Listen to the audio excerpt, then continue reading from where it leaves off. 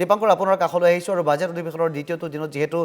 শূন্যকালীন ঘণ্টাটো প্ৰশ্নোত্তৰ উত্থাপন হ'ব, গতিকে সমগ্ৰ এক প্ৰকাৰ বিতৰ্ক থাকিব আজিৰ দিনটো দ্বিতীয়টো দিনতো। কালিৰ দিনটো দেখিবলৈ পোৱা গৈছিল বিৰোধীয়ে বিদ্ৰোহ কৰিছিল, ভাষণক গুৰুত্ব নাই বুলি কৈছিল ৰাজ্যপালৰ। আজিৰ দিনটো কি হ'ব পাৰে শেহতীয়া তথ্য আপোনাৰ পৰা জানিব বিচাৰিছোঁ দীপাংকৰ।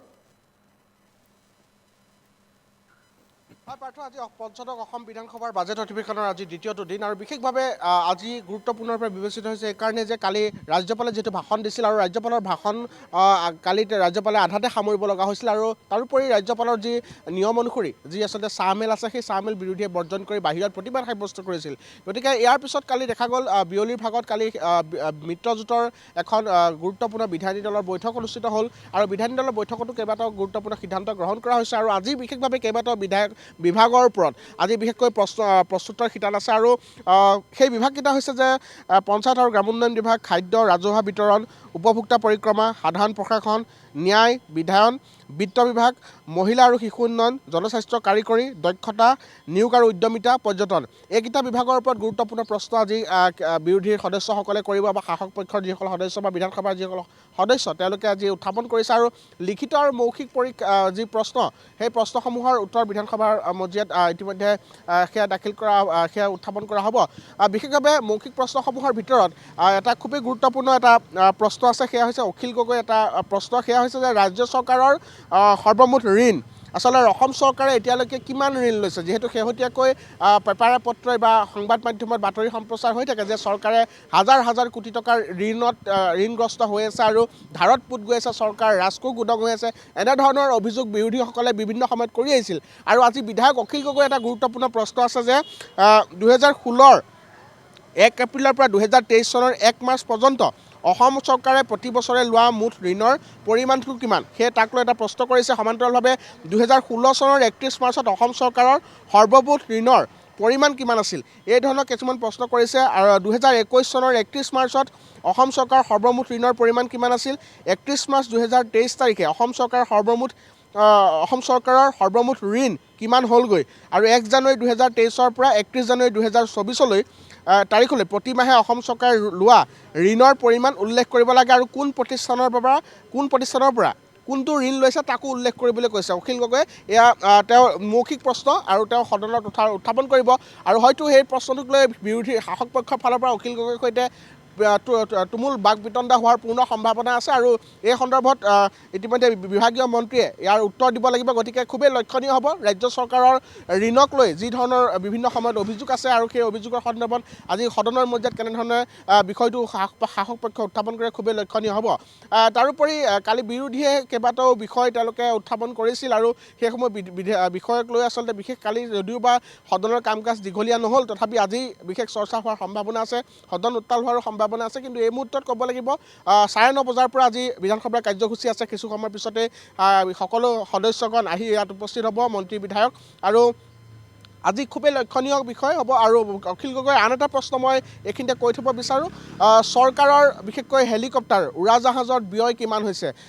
চাৰ্টাৰ্ড প্লেনেই হওক বা হেলিকপ্টাৰত চৰকাৰে কিমান টকা ব্যয় কৰিছে বিগত সময়ছোৱাত, তাৰ এক আচলতে খতিয়ান অখিল গগৈ বিচাৰিছে এটা লিখিত প্ৰশ্নত। গতিকে সেই প্ৰশ্নটোৰ উত্তৰ আমি লাভ কৰিম, পৰৱৰ্তী সময়ত আমি জনাবলৈ চেষ্টা কৰিম। গতিকে এনেধৰণৰ কিছুমান খুব উল্লেখনীয় প্ৰশ্ন বিধায়কসকলে ইতিমধ্যে কৰিছে আৰু সেই প্ৰশ্নৰ উত্তৰ দিব শাসকীয় বিধায়ক তথা যিসকল বিভাগীয় মন্ত্ৰীসকলে। গতিকে খুবেই এটা লক্ষণীয় কথা, আজি দ্বিতীয়টো দিনৰ কাৰ্যক্ৰমণিকা বেছি দীঘলীয়া নহয় যদিও এইকেইটা বিভাগৰ ওপৰতে বিশেষভাৱে আজি আলোচনা হ'ব। পৰ্যটন বিভাগৰ ওপৰত খুবেই গুৰুত্বপূৰ্ণ আলোচনা হ'ব, যিহেতু এখন বিধেয়ক উত্থাপন হ'ব আৰু সেই বিধেয়কখন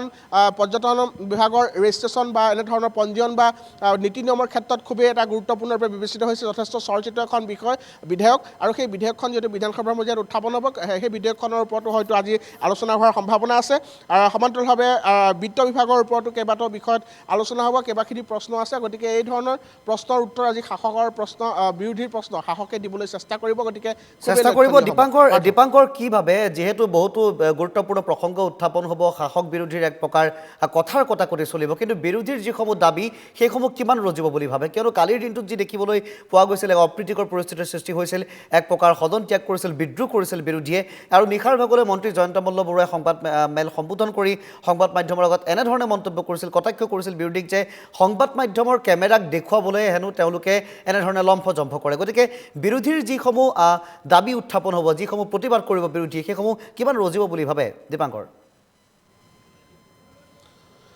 হয় চাওক আসলে প্ৰতিখন বিধানসভা অধিৱেশনতে বিশেষভাৱে প্ৰতিটো ৰাজনৈতিক দলে নিজা নিজা কিছু ইস্যু নিজা কিছু ৰণনীতি তেওঁলোকে লৈ পেলাই তেওঁলোকে আহে আৰু সদনৰ মজিয়াত তেওঁলোকে সেই অনুসৰি উত্থাপন কৰে প্ৰতিটো বিধায়িনী দলে কিছুমান কুচকাৱাজ কৰে আৰু সেই অনুসৰি সদনৰ মজিয়াত তেওঁলোকে প্ৰশ্ন উত্থাপন কৰি শাসক পক্ষক হলঠেকত পেলাবলৈ চেষ্টা কৰে শাসক পক্ষৰ ফালৰ পৰাও তাৰ প্ৰত্যুত্তৰ দিবলৈ চেষ্টা কৰা হয় যাক লৈ সদনত উত্তপ্ত পৰিস্থিতি হোৱাটো আমি বিগত সময়ছোৱাত দেখি আহিছোঁ গতিকে এই সময়ছোৱাটো দেখিবলৈ পোৱা গৈছে কেইবাটাও ইস্যু লৈ বিৰোধীয়ে এইবাৰ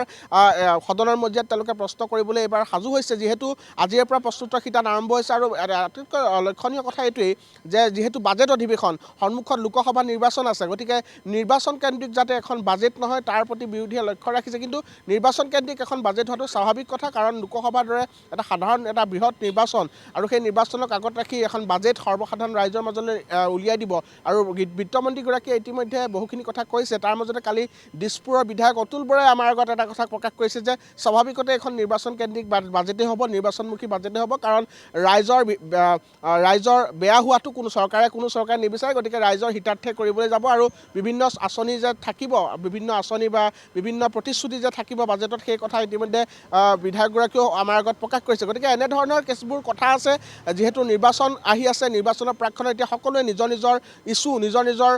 কথাখিনি তেওঁলোকে এই সদনৰ মজিয়াৰ জৰিয়তে তেওঁলোকে উত্থাপন কৰিবলৈ চেষ্টা কৰিব সমান্তৰালভাৱে ইয়াত ৰাষ্ট্ৰীয় সংবাদ মাধ্যমৰ পৰা আঞ্চলিক সংবাদ মাধ্যম সকলোখিনি স্থানীয় সংবাদ মাধ্যম যিহেতু ইয়াত থাকে আৰু বিধানসভা অধিৱেশনত সৰুৰ পৰা ডাঙৰ ঘটনাটোলৈকে সকলো আচলতে হাইলাইট হৈ থাকে গতিকে নিশ্চিতভাৱে স্বাভাৱিকতে বিৰোধীয়ে সেই সুযোগ লৈছে যাৰ বাবে কালি জয়ন্ত বল্লভবৰুৱাই সেই মন্তব্য কৰিছে যে কেমেৰা দেখিলে আচলতে বিৰোধীৰ একাংশ বিধায়কে তেওঁলোকে এনেধৰণৰ কিছুবোৰ কাৰ্যপন্থা হাতত লয় বুলি এনেধৰণে কটাক্ষ কৰা দেখিবলৈ পোৱা গৈছে গতিকে নিশ্চিতভাৱে সংবাদ মাধ্যমৰ দৃষ্টি সকলোৰ ওপৰতে থাকে কিন্তু নিশ্চিতভাৱে এই ক্ষেত্ৰত বিৰোধীয়ে কোনে কেনেধৰণে সুযোগ লয় বা আচল প্ৰকৃত ইস্যুখিনি কি বা যিহেতু বিধানসভাৰ প্ৰতি ঘণ্টা প্ৰতিটো মিনিট আচলতে যথেষ্ট মূল্যৱান গতিকে সদনৰ মজিয়াত বাকযুদ্ধ কৰি সময় নষ্ট কৰাতকৈ যাতে আচল কথাবোৰ যাতে ৰাইজৰ বাবে উত্থাপন হয় সদনত সেয়াৰ বাবে সকলোৱে আশা কৰিছে ধন্যবাদ জনাইছোঁ দীপাংকৰ এই মুহূৰ্তত আপোনাক আৰু এনেধৰণে আজি দ্বিতীয়টো দিনত কেনেধৰণে বিৰোধী আৰু শাসক পক্ষৰ মাজত কথাৰ কটাকটি হয় বা কোনসমূহ গুৰুত্বপূৰ্ণ ইস্যু উত্থাপন হয় সেয়া ওপৰত দৃষ্টি নিবদ্ধ ৰাখিব সাধাৰণ জনতাই আৰু ভাল হ'ব বুলি মই ভাবিছোঁ গতিকে